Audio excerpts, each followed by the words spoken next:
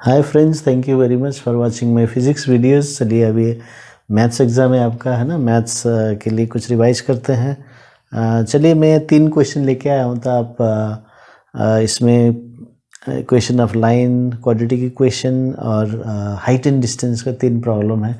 तो चलिए हम सॉल्व करते हैं एक एक करके। पूरा वीडियो देखिए और आपका रिवीजन अच्छे से हो जाएगा। और इसके साथ साथ आप भी मैथ्स जब भी करेंगे लिख लिख के पढ़ना है। कभी भी वीडियो सिर्फ देखिए मत, आप लिख लिख के करिए। और प्रैक्टिस भी आपको लिख लिख के करना है, कभी सॉल्यूशन देखना नहीं है, प्रॉब्लम हो जाएगा।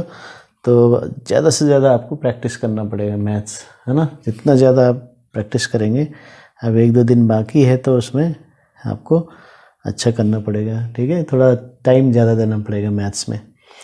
फिज़िक्स का जैसा थोड़ा ट्रिकी क्वेश्चन कर दिया तो मैथ्स का भी हो सकता है ना। तो इसलिए इसी तरह तैयारी करना पड़ेगा, तो आप सब कर पाएंगे, है ना। बहुत मेहनत करते हैं।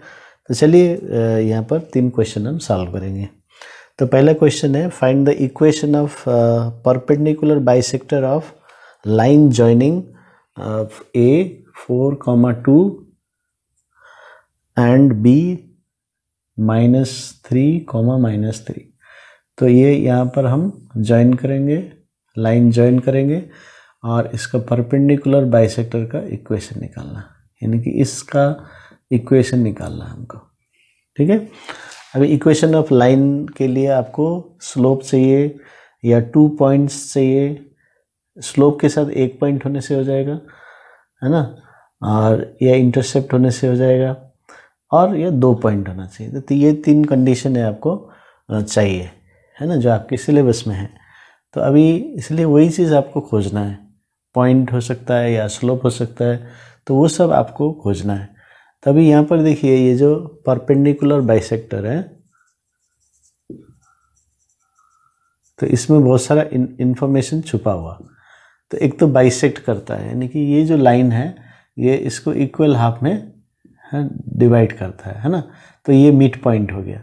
तो इसलिए ये इस पॉइंट को हम मिड पॉइंट फार्मूला से निकाल लेंगे, ठीक है। तो ये बाइसेक्टर से हमको ये मालूम चला। तो अभी P का हम निकालते हैं।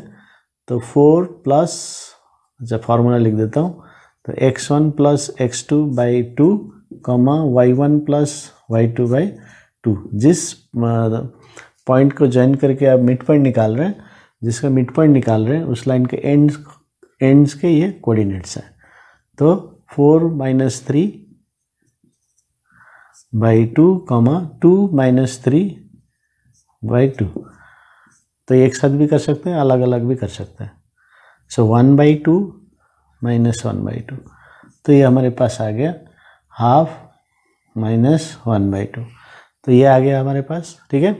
तो अभी परपेंडिकुलर का कॉन्सेप्ट, अभी जब परपेंडिकुलर का बात आएगा, इक्वेशन ऑफ लाइन, है ना, तो लाइन में परपेंडिकुलर है, तो ज़रूर सोचिएगा उसमें स्लोप का कॉन्सेप्ट छुपा होगा। तो इसलिए अभी हम स्लोप का निकालना है इसका। अभी इसका स्लोप कैसे निकाल सकते हैं? अभी ये परपेंडिकुलर है ना। परपेंडिकुलर जो 2 लाइन होते हैं उनका रिलेशन होता है m1 × m2 - 1। जो 2 लाइन परपेंडिकुलर होते हैं, इसका m1, इसका m2, तो रिलेशन है ये। तो इसका मतलब यदि आपको एक स्लोप निकल गया तो दूसरा भी निकाल सकते हैं।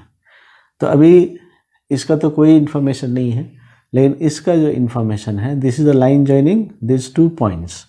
तो इसलिए स्लोप ऑफ ए बी निकाल लीजिए। तो फार्मूला क्या है? y2 - y1, x2 - x1। अभी y2 हो गया -3 -2 और x2 हो गया -3 -4। सो -5/-7। तो ये आ गया m1। तो this is equal to m1, इसका स्लोप है।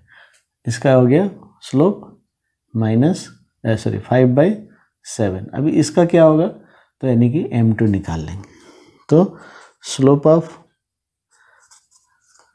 -1, तो m1 वाला ये हो गया 5/7 इंटू m2 हो जाएगा, निकालना है -1, देन m2 इक्वल्स टू -7/5। तो अभी हमारे पास पॉइंट आ गया और इसका भी स्लोप आ गया -7/5। देखिए तो पॉइंट भी आ गया जहाँ से वो पास कर रहा है, जहाँ से पास करता है, ठीक है, और उसका स्लोप। तो इक्वेशन पॉइंट स्लोप फॉर्म लगा दीजिए, y minus y one m x minus x one. देखिए ये फॉर्मूला है। तो फिर से बता देता हूँ, पॉइंट स्लोप फॉर्म, एक पॉइंट या जहाँ से पास करता है लाइन वो मालूम है, and you know the slope, then point slope form y minus y one is equal to m x minus x one. तो y तो वेरिएबल है, रहेगा इक्वेशन में, y1 आपको ये लगाना है, कहाँ से पास कर रहा है ये, माइनस हाफ में। m क्या है इधर में -7/5।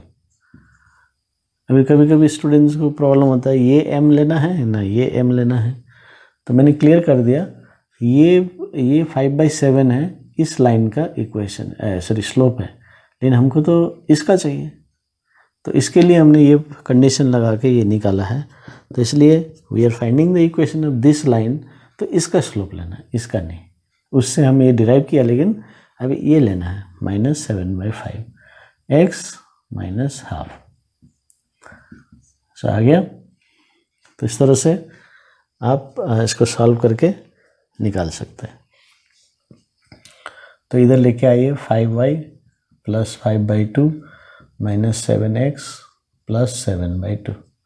सो 5y plus 7x is equal to 7/2 5/2। तो 5y plus 7x is equal to 1। तो ये आपका इक्वेशन आ गया, तो ये आंसर आ गया। तो इस तरह से तो स्लोप का कॉन्सेप्ट, यहाँ पर मिड पॉइंट का कॉन्सेप्ट, परपेंडिकुलर बाइसेक्टर, तो ये कॉन्सेप्ट आपको क्लियर हो गया। तो इसी बेस्ड में कुछ क्वेश्चंस हैं, तो आप और भी प्रैक्टिस कर सकते हैं, टेक्स्ट बुक से कर सकते हैं, प्रीवियस ईयर से कर सकते हैं, ठीक है, या कोई भी सैम्पल बुक से करिए। तो ये पैटर्न फॉलो कीजिए, एग्ज़ाम में फिर कुछ अलग क्वेश्चन बना के दे सकता है, कोई बात नहीं है, वो बेसिक्स क्लियर है तो आपको अप्लाई करना, ठीक है। ओके, अभी नेक्स्ट क्वेश्चन में जाते हैं। Find the value of m so that 4 plus m x square plus m plus 1 x plus 1 is equal to 0 has equal roots, है ना, ये इक्वल रूट है इसका। तो find the value of x, तो find the value of m निकालना। तो equation में तो x रहेगा, तो ये m का वैल्यू कितना होना चाहिए, so that this equation has equal roots. तो इसे क्वेश्चन आता है, तो नेचर ऑफ रूट के बारे में है, तो पहले a निकाल लीजिए। तो इसके लिए मैं बताना चाहता हूँ, जस्ट रिवीजन आपके लिए, फार्मूला लगाना चाहते हैं, फार्मूला है ना, श्रीधराचार्य फार्मूला, और वो भी इम्पोर्टेंट है ये नेचर ऑफ रूट में। तो सबसे पहले आपको क्वाड्रेटिक इक्वेशन के फॉर्मेट में लाना है। कोई भी इक्वेशन दिया रहेगा, क्वाड्रेटिक इक्वेशन का फॉर्मेट ही standard form, ax² plus bx plus c, पहले x² वेरिएबल स्क्वायर, फिर वेरिएबल, फिर कांस्टेंट इज इक्वल टू 0, इधर उधर है आगे पीछे सबको मिलाना अच्छे से ये फॉर्मेट में। उसके बाद x² का कोफिशिएंट को a लेना है, इसके b फिर c, फिर फार्मूला लगाना है। तो देखिए अभी इसमें x को छोड़ के जो भी है इसका कोफिशिएंट है वो a है, तो a मिल गया, b इज x को छोड़ के m प्लस 1 और c है 1। हाँ, अभी नेचर ऑफ रूट का जब आता था तो डिस्क्रिमिनेंट निकाल लीजिए, b² माइनस 4ac, ठीक है, ये है डिस्क्रिमिनेंट, ये डिपेंड करता है क्योंकि जो फॉर्मूला है x is equal to minus b plus minus root over b² minus 4ac, ये 2a जो फॉर्मूला है इसके जो स्क्वायर रूट के अंदर में है, देखिए इसके ऊपर बहुत सारा नेचर डिपेंड करेगा। अभी ये नेगेटिव वैल्यू आ गया लेस देन 0, तो इसका रूट नहीं होता है, तो इसलिए नो रियल रूट्स, ऐसे करके उससे पता चलता है। So that's this part is called nature of root, sorry discriminant which tells about the nature of roots. तो आ गया ये, ओके। अभी b m plus 1 square minus 4ac 1, तो ये आपको वैल्यू पुट करना है। अभी आप ये नहीं सोचना कि बाप रे यहाँ 4+m है, m+1 है या p है, ये है, आप बिल्कुल मत सोचना ऐसा। आप जिस फॉर्मेट में पुट करो। अभी देखिए अभी क्या करना है, ये इसमें ध्यान दीजिए, a+b² सो a² + 2ab + b², है ना। फिर इसको मल्टीप्लाई कीजिए। अब ये 1 है, लिखने की ज़रूरत नहीं है, ये माइनस है, बी केयरफुल, साइन चेंज होना है। तो m² - 2m - 15, ठीक है, ये आ गया। अभी फॉर इक्वल रूट्स d = 0, ठीक है, देयरफॉर m² - 2m - 15 = 0। तो यहाँ इजिकल टू नहीं है, यहाँ पर लगा। एंड कभी कभी हम लगा सकते हैं d = 0 फॉर इक्वल रूट्स, यहाँ भी लगा सकते हैं, वो भी गलत नहीं है, आपको मार्क्स मिल जाएगा। तो अभी फिर क्या आया देखिए, फिर क्वाड्रेटिक इक्वेशन आ गया। तो क्वाड्रेटिक इक्वेशन को अभी सॉल्व करना है। तो ये क्वेश्चन आपको नेचर ऑफ रूट्स, है ना, डिस्क्रिमिनेंट और खुद इक्वेशन सॉल्व करने का भी तरीका पूछ रहा है। तो ऐसे क्वेश्चन आईसीएसई में आते हैं। तो मिडिल टर्म फैक्टराइजेशन 15 × 1, ये इधर 1 है, तो इंटू करने से 15 आना चाहिए या -15 आना चाहिए, है ना, और ऐड करने से -3 है मुझे। तो ये इसको डिवाइड, तो इसको क्या करिए, इसको 5 से ये कर दीजिए या 3 से कर दीजिए, 3 5, इसको डिवाइड कीजिए, इसको इंटू कीजिए। तो 5 और 3 आ रहे हैं, और 5 और 3 माइनस करने से 2 आता है, तो ये मिल जा रहा है। तो बड़ा का साइन चाहिए, तो बड़ा होगा 5m 3n -m = 0। सो m, फिर दो टर्म करके कॉमन ले लीजिए।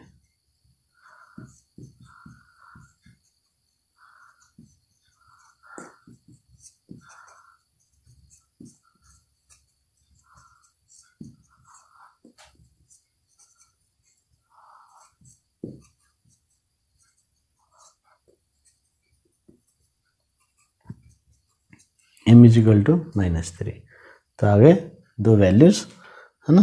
तो इसमें इस वैल्यू को यदि पुट करते हैं तो वो इक्वेशन आएंगे जिसका इक्वल रूट हो जाएगा। तो ये आ गया आपको सॉल्यूशन। अभी अगला क्वेश्चन करते हैं हम लोग। तो हाइट एंड डिस्टेंस, तो ये भी वेरी इंपॉर्टेंट पार्ट है ना, हाइट एंड डिस्टेंस का क्वेश्चंस। तो हाइट एंड डिस्टेंस का क्वेश्चन जब आता है, सबसे पहले आपको डायग्राम अच्छा से बनाना है। डायग्राम बनाने के लिए आपको थोड़ा क्लियर कॉन्सेप्ट होना चाहिए, नहीं तो यदि डायग्राम रॉन्ग तो सब कुछ रॉन्ग। ओके, तो पहले डायग्राम क्वेश्चन पढ़ लेते हैं। A vertical pole and vertical tower are on the same level ground. तो अभी ऐसा है, एक पोल है, एक टावर है, अभी तक क्लियर नहीं है कौन सा है, ओके। लेकिन अभी देखिए, अभी आगे बताता है, from the top of the pole, from the top of the pole, ये है कि ये है, चलिए अभी भी क्लियर नहीं है। The angle of elevation of the top of the tower, यानी कि टॉप ऑफ द पोल से टॉप ऑफ द टावर को देखना है तो एंगल ऑफ एलिवेशन बनता है। दैट मीन्स यहाँ से ऊपर देखना पड़ रहा है, तो एलिवेशन का मतलब होता है ऊपर देखने। और along the horizontal line from the eye you take the angle, तो ऊपर देखना पड़ रहा है। टॉप ऑफ द पोल से भी टावर को ऊपर देखना पड़ रहा है, तो पोल छोटा है, टावर बड़ा है। And this angle with the horizontal line, है ना, इज 60 डिग्री, ये 60 डिग्री है। And the angle of depression of the foot of the tower, यानी कि इसी जगह से डिप्रेशन मैंने नीचे देखना है, but angle will be taken with horizontal line only. तो ये 30 डिग्री आ रहा है। तो फाइंड द, यानी कि टावर थोड़ा और छोटा होगा, ठीक है ना, क्योंकि ये एंगल उल्टे लग रहे हैं, कोई बात नहीं है, उससे फर्क नहीं पड़ता। तो find the height of the tower if the height of the pole is 20, तो ये 20 मीटर है, तो ये इसका हाइट निकालना। तो अभी ध्यान दीजिए, ये 20 है तो ये भी 20 हो जाएगा, यहाँ से लेकर यहाँ तक, तो हाइट ऑफ द टावर निकालने के लिए आपको ये निकालना पड़ेगा। तो ये निकालिए, फिर इसके साथ ऐड कर लीजिए। तो ये आ गया आपका क्वेश्चन और डायग्राम ABCDE। ओके, तो ये हो गया। अभी देखिए अब इसके बाद क्या करना है। तो डायग्राम बहुत कॉम्प्लिकेटेड आ गया है ना। तो डायग्राम कॉम्प्लिकेटेड आ गया, आप क्या करें, बिल्कुल इजी है। इसके आगे क्या करना है, आपको पूरा डायग्राम एक बार में नहीं देखना है, एक साथ लेना भी नहीं है। तो आपको क्या करना है, राइट एंगल ट्राइंगल लेना है। देखिए राइट एंगल ट्राइंगल, ये right angle triangles, 1 2 3 right angle triangles, उसमें से एक ले लीजिए जिसको ज़रूरत है, क्या निकालना है, ठीक है। बस उसी के ऊपर कंसंट्रेट कीजिए, पूरा सब मत देखिए, स्टेप वाइज करेंगे तो इजी हो जाएगा। तो अभी ये ट्राइंगल में यदि हम लेते हैं तो इसमें ये साइड है लेकिन ये एंगल नहीं है। अभी ये एंगल ये अल्टरनेट होता है तो ये ले सकते हैं, ठीक है। आप लेना चाहते हैं तो ये 30 डिग्री लेकर कर सकते हैं। यदि आप ये सोचते हैं कि नहीं इधर में 20 इसमें भी है और ये एंगल भी है, तो I will take this triangle, you are most welcome, वो भी ले सकते हैं। तो दोनों तरीके से कर सकते हैं। तो मेन क्या है, आपको ये निकालना, ये कब निकलेगा, यदि ये साइड निकलेगा, ये साइड और ये साइड इक्वल होता है। देखिए तो इसका मतलब आपको ये निकालना है, इसके बाद इसके हेल्प लेके ये निकलेगा। तो ये आपका तरीका है। तो आप कौन सा लेना चाहते हैं, चलिए यही ले लीजिए, या आपको इजी लगता है ये तो ये ले लीजिए। तो लिखिए इन ट्राइंगल ABC, ठीक है। तो अभी ये ट्राइंगल तो ले लिया आपने, चलिए आपको अलग से बना के दिखाता हूँ। BAC 30 डिग्री है ना। तो अभी ये ले लिया आपने 20। तो आपको करना क्या है, ये निकालना है।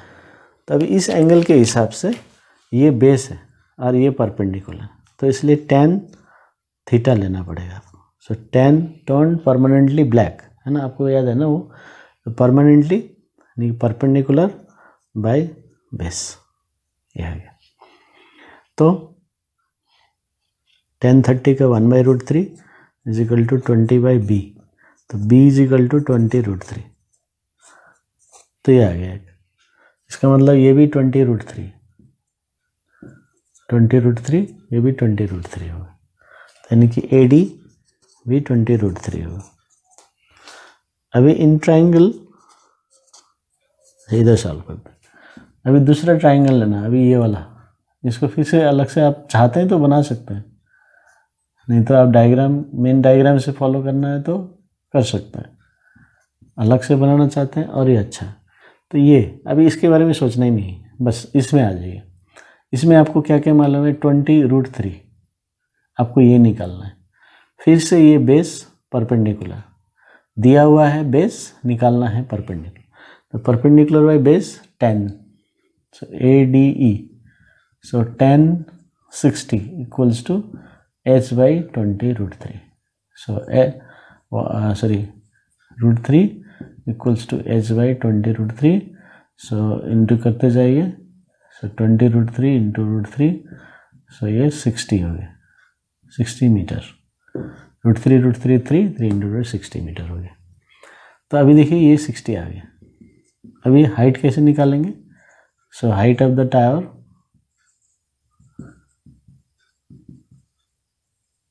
इज इक्वल टू 60 प्लस 20, तो 80 मीटर हो गया ये पूरा, ठीक है। तो इस तरह से आपको हाइट एंड डिस्टेंस सॉल्व करना। तो ये 3 क्वेश्चन बताया मैंने, तो अच्छे से रिवाइज कीजिए। कल फिर और वीडियो के साथ मैं आऊँगा, और आप देखते रहिए और ख़ुद रिवाइज कीजिए, हाँ। तो ज़्यादा से ज़्यादा रिवाइज कीजिए, है ना। सब आपके रिवीजन के ऊपर डिपेंड करेगा आपको कैसा मार्क्स मिलेगा। Thank you.